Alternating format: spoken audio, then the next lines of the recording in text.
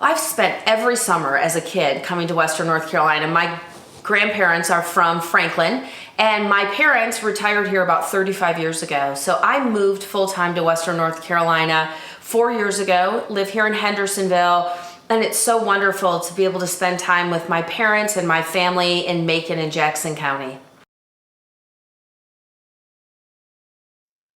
I own a consulting firm called Purple Door Aesthetics, and I work with medical spas and plastic surgeons around the country. I'd spent 35 years in corporate America, and the year I turned 50 decided that was a great time to live my entrepreneurial dream. I opened my own consulting firm. I get to work with practices around the country, helping them to run their business. I have women who work for me. It's really exciting as a business owner to be able to sign the front of a check.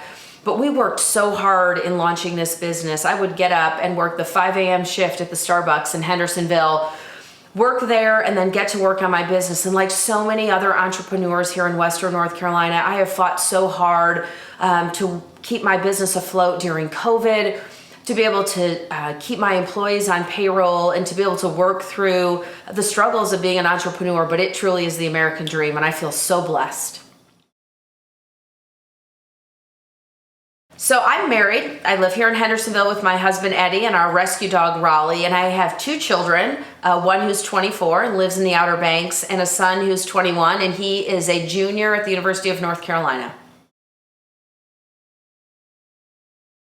Absolutely, my faith walk has been the most important part of my life. I was actually baptized here in Western North Carolina in Macon County, and we have an incredible church home in the Biltmore Church of Christ, and I begin every day and have for the last 20 years with my favorite devotional book, Jesus Calling. And I am so grateful and beyond words for the mercy and grace that Jesus has bestowed upon me. Many years ago, I went through a difficult divorce, and I know what it's like to be a single mom, trying to keep one child in college and taking care of another, and I know the struggles that the families of Western North Carolina are going through because I went through them. What it feels like to stand at the grocery line and not be sure that your card's going to go through. I know those struggles, and those are the reasons why I think I'll be an incredible member of Congress, because it's about really understanding the struggles that American families are going through today. I have always been a political junkie. When I was in college, my dad dropped me off my freshman year of college and told me to not get arrested at a protest.